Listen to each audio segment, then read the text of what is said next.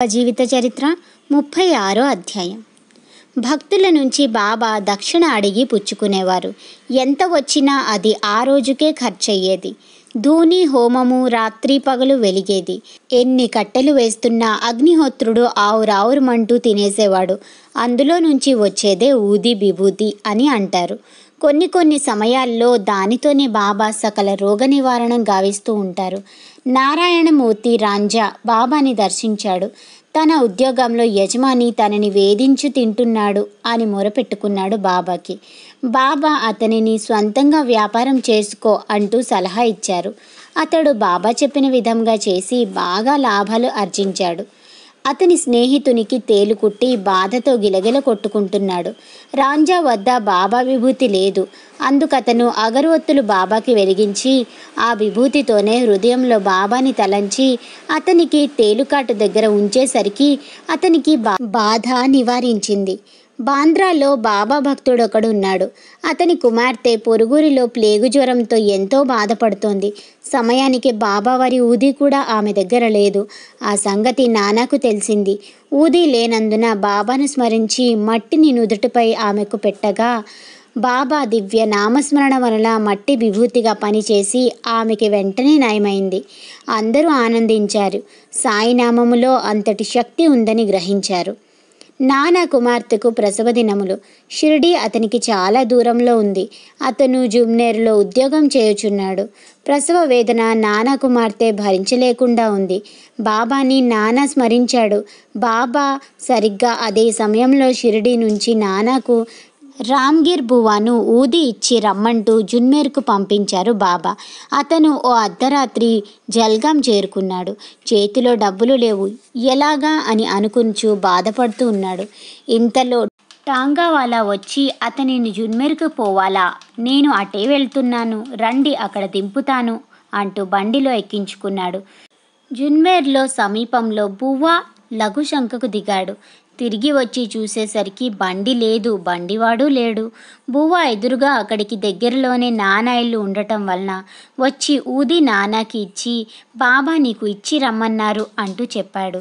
ఆ ఊది పెట్టగానే కుమార్తెకి సుఖప్రసవం జరిగింది. నానా ఆనందానికి అంతులేదు. బాబాని హృదయంలో మనసారా తలుచుకున్నాడు.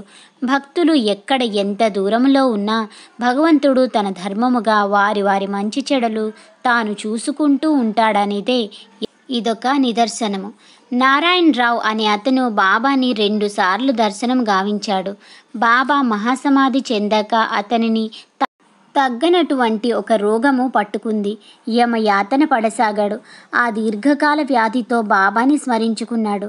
బాబా అతనికి కలలో కనిపించి నీవేమీ దిగులు చెందకు, నీకు పూర్తిగా నయమవును అంటూ అభయం ఇచ్చారు. బాబా అన్న ప్రకారము అతనికి ఏ మందు అవసరం లేకుండానే వ్యాధి ఇట్టే తగ్గుముఖం పట్టి అతనికి పూర్తి స్వస్థత చేకూరింది. బాబాపై భారము వేసిన వారిని అట్లే బాబా ఆదుకొందురు. బాబాని ఏ క్షణములో విడని వారిని బాబాను విడవరు. అటులే అంటిపెట్టుకొనే ఉంటూ కాపాడదురు. బాబా ప్రేమమూర్తులు, దయామయులు, కరుణ ఎక్కువగా కలిగినవారు. బాల్బువా సుతార్ అనే బొంబాయి వాసి గొప్ప సంగీతజ్ఞుడు. మొదటిసారిగా షిరిడీకి వచ్చి బాబాని వందనము అర్పించుకున్నాడు. బాబా అతనిని చూచి నాకు ఇతను చాలా సంవత్సరాలుగా తెలుసు అంటే అతడు ఆశ్చర్యపోయాడు. ఇదేమిటి, నేను షిరిడీకి రావటం, బాబాని దర్శించటం ఇదే కదా మొదటిసారి. బాబాని దర్శించటము, మరి బాబా అలా అంటున్నారేమిటి అని మనసులోనే ఆలోచించసాగాడు. అప్పుడు అతనికి స్ఫురించింది. చాలా ఏళ్ల క్రితం బాబా చిత్రపటం బొంబాయిలో ఒకరింట వద్ద చూశాడు. ఆహా, ఈయన ఎంతటి మహాపురుషులో కదా, ఈయన ఆశీస్సులు లభించుట ఎంతటి అదృష్టమవునో అంటూ తలంచాడు. ఆనాడు అదే ఇప్పుడు బాబా చెప్పిన పరిచయం కాబోలు. నేనెంతటి అదృష్టము కలిగిన వాడనో. ఛాయాచిత్రము నుంచే నన్ను బాబా చూశారు, ఆశీర్వదించారు. నన్ను షిరిడీకి రప్పించి తన నిజ దర్శనము ఒసంగి ధన్యుణ్ణి గావించారు అనుకొని ఆనందంతో బాబా పాదాలపై పడి సాష్టాంగ నమస్కారాలు అర్పించాడు. బాబా అతనికి ఆశీస్సులు ఊది ప్రసాదం ఇచ్చి పంపించారు. అప్పా సాహెబ్ కుల్కర్ణికి బాల్ సాహెబ్ భటే బాబావారి చిత్రపటమును ఒక దానినిచ్చాడు. కుల్కర్ని బాబా చిత్రపటాన్ని ఎంతో భక్తిగా పూజిస్తూ సేవిస్తూ నిత్యము మహానైవేద్యమును సమర్పించుకుందామా అని అతని మనసు తెగతాతలాడింది. ఉద్యోగ ఒత్తిడి వలన షిరిడీకే కాదు, సరిగ్గా ఇంటి వద్ద కూడా అతడు ఉండలేకపోవచ్చున్నాడు. ఒక మధ్యాహ్న సమయమున ఒక సన్యాసి కుల్కర్ని ఇంటికి వచ్చాడు. కుల్కర్ని ఇంట లేడు. అతని అర్ధాంగి, పిల్లలు ఉన్నారు. స్వామి తమరెవరు అని అడగ్గా, నేను దేవదూతను, మీ యోగక్షేమాలు తెలుసుకోవాలని వచ్చాను, మీకు శుభము కలుగుగాక అంటూ ఊది ఒక ఫోటో ఇచ్చి ఆమె వద్ద ₹1 దక్షిణ తీసుకొని వెళ్ళాడు. సన్యాసి గురించి కుల్కర్నికి అర్ధాంగి చెప్పింది. ₹1 ఇచ్చావా? అయితే నేనుంటే అతనికి ₹10 దక్షిణగా సమర్పించుకునేవాడిని అంటూ బయటికి వచ్చి సన్యాసి కోసం నలుమూలలా గావించి అతను కనపడక తిరిగి ఇంటికి వచ్చాడు. భోజనం అయిన పిదప తన మిత్రుడితో కలిసి కుల్కర్ని బాహ్యాలికి బయలుదేరాడు. అక్కడ అతనికి సన్యాసి కనిపించాడు. దక్షిణ అడిగాడు. ₹1 ఇచ్చాడు. మళ్ళీ అడిగాడు. ₹2 ఇచ్చాడు కుల్కర్ని. సన్యాసి ఇంకా ఇవ్వు అంటూ అడిగాడు. ₹3 ఇచ్చాడు ఈసారి కుల్కర్ని. ఇంతేనా, ఇంకా ఇవ్వు అంటూ సన్యాసి అడగ్గా, అయితే ఇంటికి రా, ఇక్కడైతే నా వద్ద ఇంతే ఉంది అన్నాడు. సరే పద అంటూ సన్యాసి కుల్కర్నికి ఇంటికి తరలించాడు. అక్కడ కుల్కర్ని మరో ₹2 ఇవ్వగా సరిపోదన్నట్లుగా ఆ సన్యాసి చిల్లర అంతటిని చూడగా, సరే ఇది తీసుకో అంటూ కుల్కర్ని ₹10 నోటు ఇచ్చాడు. అప్పుడు ఆ సన్యాసి అర్ధాంగి ఇచ్చిన ₹2 ఇంకా ఇతనిచ్చిన ₹9 మొత్తం తిరిగి ఇచ్చి 10 నోటుతో బయలుదేరాడు. అతను వెళ్ళాక కుల్కర్నికి బోధపడింది. తనైతే 10 అనటం ఆ సన్యాసి ఎవరో కాదు, బాబా స్వరూపులే అయ్యి ఉంటారు. అందుకే తన మనసును గ్రహించి అడిగి మరి ₹10 తీసుకున్నారు అని తలచి వేగముగా షిరిడీకి తెంచి బాబా దర్శనం గావించుకున్నారు. కుల్కర్ని బాబా విభూతిని రాలిన ఆయన తల వెంట్రుకను తాయెత్తులో పదిలిపరుచుకొని కట్టుకున్నాడు. ఊది సర్వరోగ నివారణి. అది నీటిలో కలుపుకొని బాబాని స్మరిస్తూ సేవించిన ఏ రోగమైనా తక్షణం మటుమాయం అవగలదు. నొప్పులు బాధలు అణిగిపోతాయి. ఊది వలన సంపూర్ణ ఆరోగ్యం చేకూరుతుంది. హరిభావ్ కర్నిక్ అనే అతను బాబాని దర్శించి ఒక గురు పౌర్ణమి రోజున బట్టలు సమర్పించుకున్నాడు. ₹1 దక్షిణగా ఇవ్వాలనుకున్నాడు. కానీ అతడు ఇవ్వకుండానే నాసిక్ వెళ్ళి కాలరాముని గుడికి వెళ్ళి దేవుని దర్శించి వచ్చుచుండగా ఒక యోగి వచ్చి అతని చేతిని అదిమి పట్టుకొని ₹1 దక్షిణ ఇవ్వు అంటూ అడిగి తీసుకున్నాడు. బాబాకి ఇస్తామంటూ ఏ మొక్కు అనుకున్నా ముక్కు పట్టుకొని పిండి మరీ వసూలు చేసుకుంటారు బాబా. భక్తులు ఎవరేది అడిగినా ఆశించినా బాబా అందిస్తారు. అలాగే భక్తులు బాబాకి ఏది ఇవ్వాలనుకుంటున్నారో అది వారు మర్చిపోయినా బాబా మాత్రము ఎలాగో ఒకలాగా తీసుకునే వరకు వదలరు. ఓం శ్రీ సాయినాథాయ నమః. ఇది శ్రీ సాయిబాబా జీవిత చరిత్ర 36వ అధ్యాయం సంపూర్ణం. ఓం సాయిరామ్.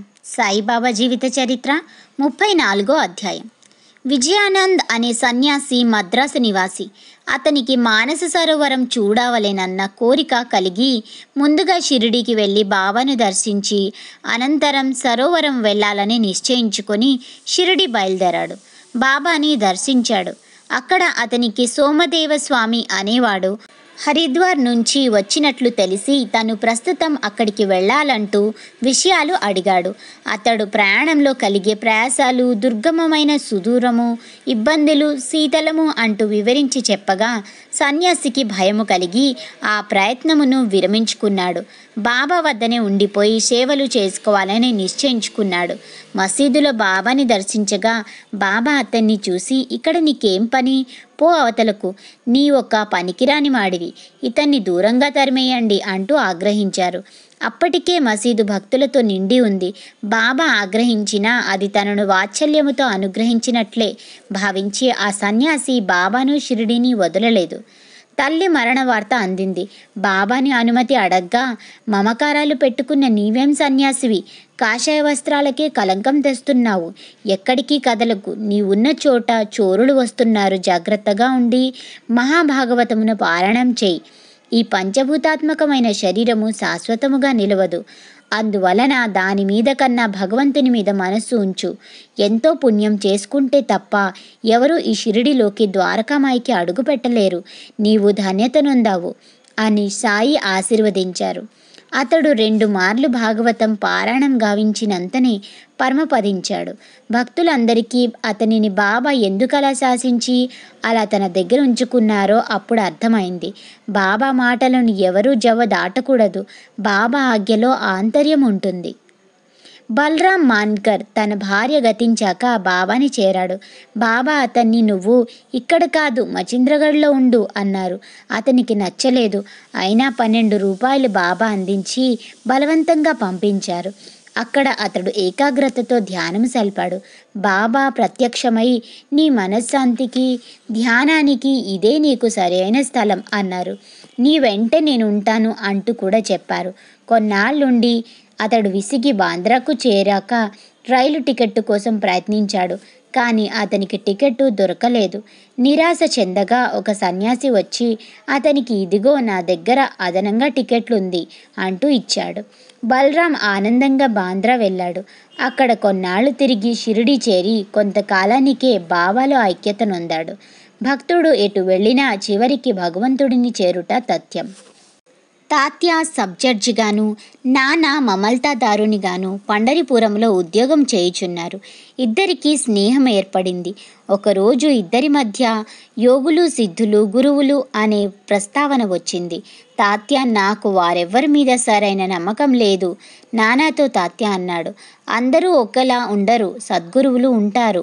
వారి నుంచి మనం ఎన్నో ప్రపంచ రహస్యాలు తెలుసుకోవచ్చు. అందులో ఒకరు షిరిడి సాయి. ఆయనను మనము దర్శిద్దామన్నాడు. నేనేమీ మూర్ఖుడను కాను, మొండివాడను కాను, నాస్తికుడను అంతకంటే కాను. మోసగించే అనేకులతో విసిగి వేసారిపోయాను. సరే, 2 నియమాలు కుదిరితే వచ్చి బాబాని దర్శిస్తాను. ఒకటి, సద్బ్రాహ్మణుడు నాకు వంట చేసి పెట్టాలి. రెండవది, నాగ్పూర్ కమలాలే బాబా గారికి సమర్పించుకోవటానికి నాకు లభించాలి. అలా అయితేనే వస్తాను అని తాత్య అన్నాడు. అవి 2 నిజంగానే అతనికి లభించాయి. గంపనిండా నాగ్పూర్ కమలాలు లభించాయి. మంచి వంటవాడు కూడా దొరికాడు. తాత్య షిరిడి వచ్చాడు. అతను మసీదు మెట్టు పైన కాలు పెట్టబోతుండగానే బాబా ఉగ్రులై అతను సద్బ్రాహ్మణునే వంటే కావాలనుకున్నాడు. నా దగ్గరకు రావాలంటే 2 నియమములు కూడా విధించుకున్నాడు. ఈ మసీదు వాడిని మైలపరుస్తుంది, తక్షణము వాడిని తరిమేయండి అంటూ అరిచారు. తాత్క ఆశ్చర్యపోయి బాబా నిజంగా మహాపురుషులు, సర్వజ్ఞులు, దైవజ్ఞులు అని తలిచి పాహిమాం రక్షమాం, పాహిమాం రక్షమాం, బాబా శరణు శరణు అంటూ తాత్య బాబా వారి పాద మీద పడి క్షమించమంటూ అడిగాడు. బాబా అతనిని ఆశీర్వదించి, శ్యామ, నీవు సద్బ్రాహ్మణుడివి కదా, ఇతనికి శుచిగా శుభ్రముగా పవిత్రంగా వంట చేసి పెట్టు, భోజన వసతులు జాగ్రత్తగా చూడు అంటూ శ్యామని పిలిచి చెప్పగా, బాబా తమ మహిమ తెలియక అన్నాను, క్షమించండి, నన్ను ఇంకా మాటలాడి వేధించకండి అంటూ పాదాలు పట్టుకున్నాడు తాత్య. అప్పటి నుండి అతను ఒక పరమ భక్తుడిగా బాబా సంస్థానంలో, బాబా మనసులో ఒక్కడయ్యాడు. సర్వాంతర్యామి అయిన బాబా హృదయంలో నుంచి వచ్చే మాటలను వింటారు, పెదవులు పలికే మాటలను కాదు. అందుకే భక్తులు మనసు శుద్ధి గావించుకోవాలి. అన్నీ బాబాకి తెలుస్తాయి. బాబా దర్శనానికి ఒకరోజు కవులు వచ్చారు. అక్కడ మేగుడు ఉన్నాడు. కవులు అనేక రకాల గద్యపాద్యములతో బాబాని అలరించారు. అందరినీ బాబా సత్కరించారు. మేఘశ్యాముడు చదువు లేదు, అయినా సంస్కారం ఉంది. బాబా పట్ల అపారమైన భక్తి శ్రద్ధలు ఉన్నాయి. అందుకే తన సర్వస్వము సాయి అనుకొని తన జీవితాన్నే బాబా పాద పద్మాలకు అర్పించుకున్నాడు. అతని మరణము బాబా కంట కన్నీరు పెట్టించిన తరుణము ఉంది. మేగుడు అంతటి భక్తుడు. భక్తులకు భక్తికి భగవంతుడు కరిగిపోతాడు. ఒక సర్కస్ వాడు ముసలిది అయిన ఒక పులిని 3 వ్యక్తులకు అమ్మివేశాడు. దానిని ఊరూరా తిప్పి పొట్ట పోషించుకుంటూ చివరికి షిరిడి చేరి బాబా ముందర ప్రదర్శన చేయసాగారు. పాపం ఆ పెద్ద పులి ముసలిదై అనారోగ్యంతో బాధపడుతున్నా దానిని వారు కొడుతూ తిడుతూ బలవంతంగా ఆడిస్తున్నారు. అది బాబాని దీనంగా చూసింది. నువ్వే నాకు దిక్కు అన్నట్లుగా. బాబా కూడా దానిని తీక్షణంగా చూశారు. అది కొద్దిసేపటికే ప్రాణాలు విడిచింది. అప్పటికే గ్రామస్తులంతా అక్కడ ఆ పులిని చూడటానికి వచ్చి ఉన్నారు. ఈ వింత వారిని మరింత ఆశ్చర్యపరిచింది. దానికి సద్గతి బాబా వారి దివ్య దృష్టి మూలంగా సంప్రాప్తించింది. బాబా కరుణామయులు, జీవరాశులను సహితం కష్టపడనివ్వరు, కంటతడి పెట్టనివ్వరు. ఓం శ్రీ సాయినాథాయ నమః. ఇది శ్రీ సాయిబాబా జీవిత చరిత్ర 34వ అధ్యాయం సంపూర్ణం.